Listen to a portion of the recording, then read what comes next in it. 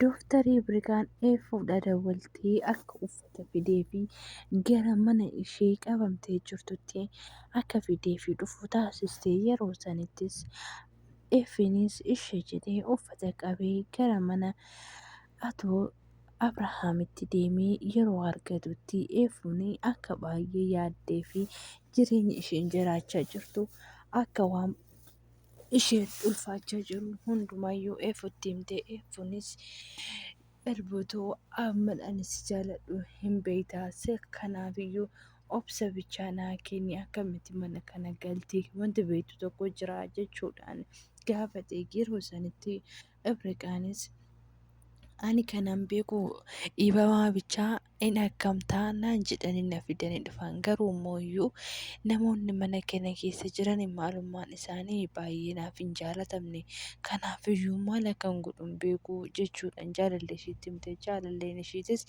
akka ta'ettis ta'u ani mana kanaa sin baasaa homaa miti ati garuu qaxaliyaa waan taateef hammas yaada kan kee hundumaa akkuma du'e keetitti qabadhuuti jiraadhu garuu immoo ati kana sin jedhu keessaa jireenya kee keessatti isaan bichaa takka taattanii gocha isaan hojjetan akka eedu nan barbaada jechuudhaan itti hime. Isheenis garuu hojiin isaanii baay'ee nama ulfaata. Hin ulfaataa hanganaa danda'ametti wanta hundumaayyuu hojjechuu nan yaala jechuudhaan itti dubbatte. Yeroo kana keessatti Abriqaanii affuu yoo qoyi maalirraan geesse viidiyoo san akkam gootii jettee Effuu gaafatti. Innis yeroo kanatti maal si deebisuuf hin qabne ta'e yaa ta'u malee Effuunis akka viidiyichi jiruu fi akka homtuu hin jiru yeroo gaafatu deebisuufitti Ibriqaanis maaltu jira yeroo sani viidiyoo keenya namni kamtu nu argee jechuudhaan gaafatte.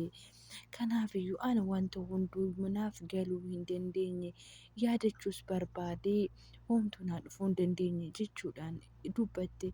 Yeroo kanatti anti wanta yaadattu tokko hin jira jechuudhaan Effii gaafatte. Effiinis akka homaa hin jirru itti dubbate. Dooftarii Birqaanis ani jireenyi kan koo yeroo takkitti akkanatti in tabalaasha'a jechuudhaan homtuun yaadiyyuu hin beeku jechuudhaan itti dubbatte. Yeroo kana keessatti Effii yaadan hillim jedhe yeroo badutti Effii buddee maal taatee wanta si sodaachisu hin jira maaf yaadan badde jechuudhaan gaafatte. Yeroo kana keessatti Effiinis uffata keessii fidee dhufa bakka deemi jechuudhaan itti dubbate. Yeroo kana keessatti Dooftarii Ibriqaanis ani koo baay'ee na yaadde iduna wajjin turte baay'ee tokko natti tola jechuudhaan itti dubbate. Effiinis akkas jedhe garaasaa keessatti osoo si wajjin jiraatturee baay'ee tokko das na jedha garuu daabiloosiin kun odoon bakka tokkotti nu arge jireenya kee keessatti wanta hin taane uumamuu danda'a jechuudhaan itti dubbate. Yeroo kana keessatti beetiin obboleettiin daftara Birqaa Effirratti daawwalti. Kanaafiyyuu Effiinis maal bilbila hin kaastu jechuudha. Kasa yeroo san keessatti maaltu haalatti kaasitii sagalee irra godheeti waan jettu nan dhageenya jechuudhaan Effii gaafatte. Effiinis yeroo kana keessatti ani waan jettullee hin beeku guyyaatti si'a lama akka daawwaltu itti hima. Isheenis maaliif jettee tisitaa gaafa hiriyaa ishee kutaa 8ffaa gubbaarratti hiriyaan ishee akka jaalattee fi akka mucaa qallee ta'ee itti dubbattee turte. Haa ta'u malee yeroo san keessatti Effuun irraa fudhachuu hin dandeenye maal haasofte jechuudhaan sim jalaa jette. Guyyaa har'aa immoo bilbilli isaarratti dagaagame gisee dawwalamuu baay'ee tokko gaddite. Isheenis maaliif akkas ta'a waa jette hunda yaadattee raawwattee bexaam itti keessi ishee gubate obboleetti koo maal ta'aa jirta jechuudhaan. Isheenis tisitaan siifis goddanyaa keetii malee fiqiranyaa keetii miti kan jedhuunis itti dubbata. Yeroo kanatti Effiinis bilbila bilbiltee fi beetii akkam nagaadha jechuudhaan akka argattuu fi akka shaanxa biraan ga'e gaafatte. Yeroo kana keessatti Effiinis akka ishee waliin ol argachuu hin barbaanne itti hima.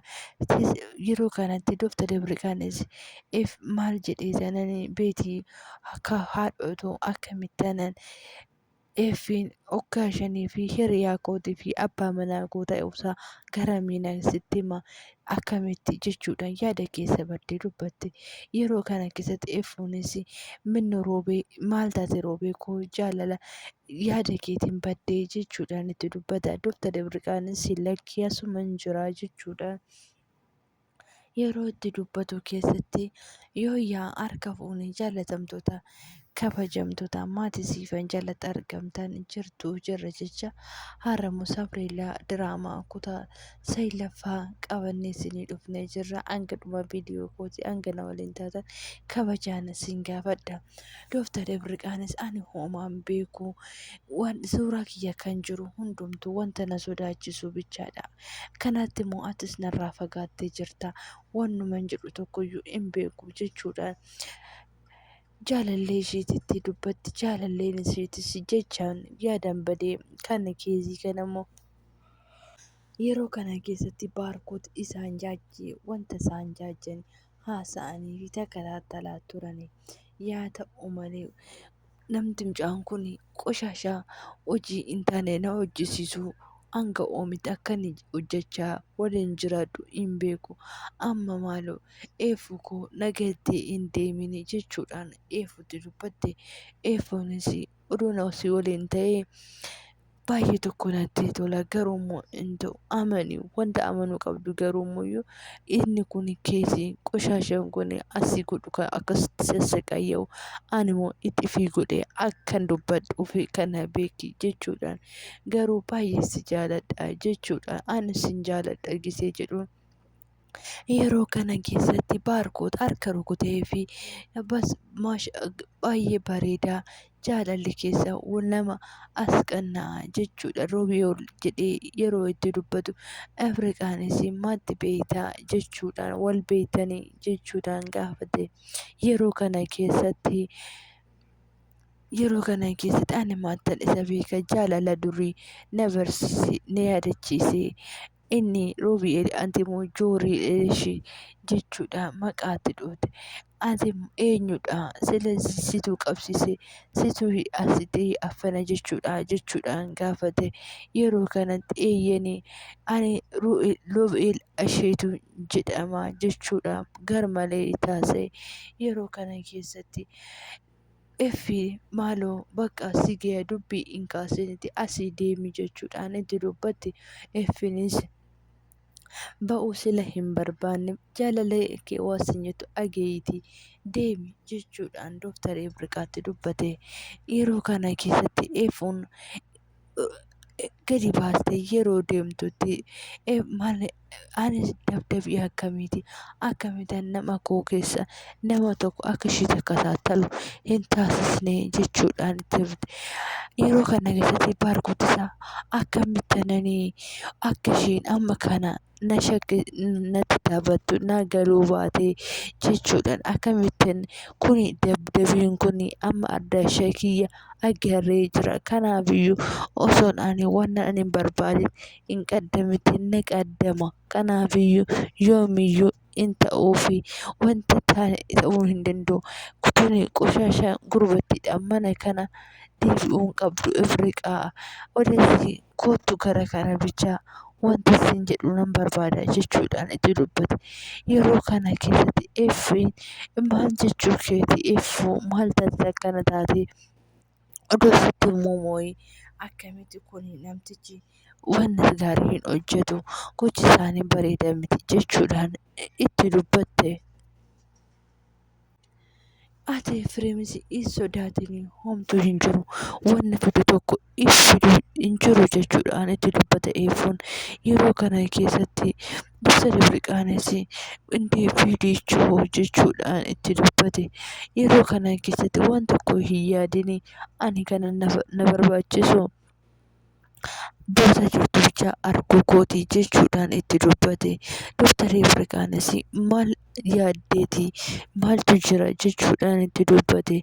Yeroo kana keessatti eeffannis homaa hin yaadda'in Efreem homa hin yaadda'in akkamitti boodatti jirtu bichaa baruu kooti hoon barbaades akkamitti baqarboo akkas keessaa baasuuf sin barbaada jechuudhaan itti dubbate. Yeroo kana keessatti hawwiin jaajjitee wanta isaanii viidiyoo isaan waraabaa turte yaa ta'u malee Dooktarri Afrikaanis eefiyyee bakka ammaan jammartee deemi ho'as turte wal loltan jechuudhaan itti dubbate.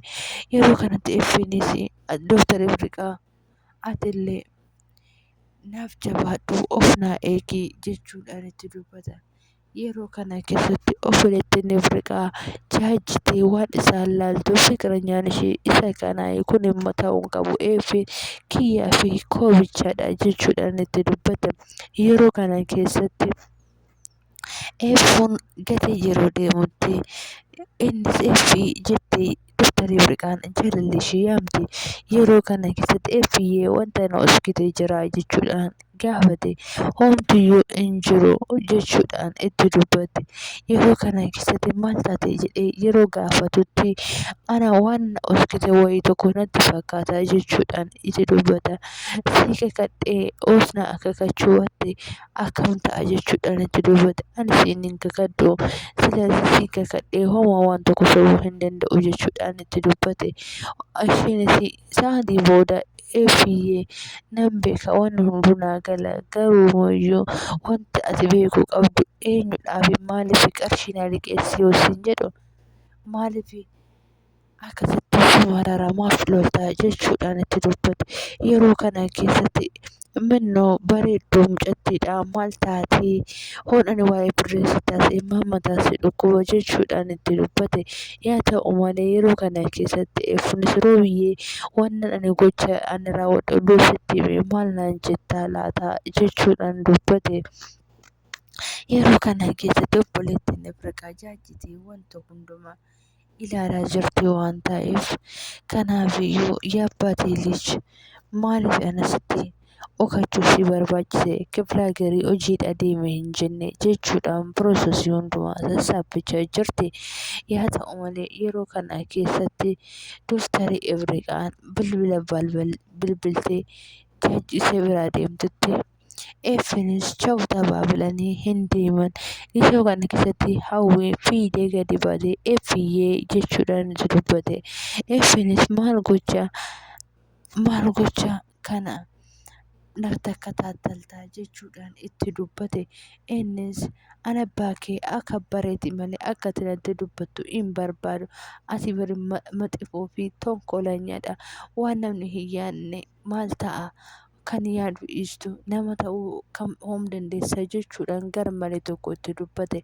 Isheenis obboleettii kan koo deemitoo argachuun barbaada jettee itti dubbate. Yeroo kana keessatti eeffiinis hoomiyya obboleettii ka'uu tantee kan kanasii maali jechuudhaan itti dubbatte. Yeroo kana keessatti akkamitti akkas naan jettaa jechuudhaan itti dubbatte. Isheenis kanaafiyyuu obboleettii kan koo haasa'uun barbaada haasofsiisuun barbaada waan ta'eef kanaafiyyuu deemitu arguun barbaada jechuudhaan miila ishii kaaste. Yeroo kana keessatti ani taragaagga'i wanti hunduu taragaagga'anii shaggata ani bartee daarii qabee ji'a tokko booda kanan gadi ba'e namaa fi silkii dubbise jechuudhaan yeroo kana keessatti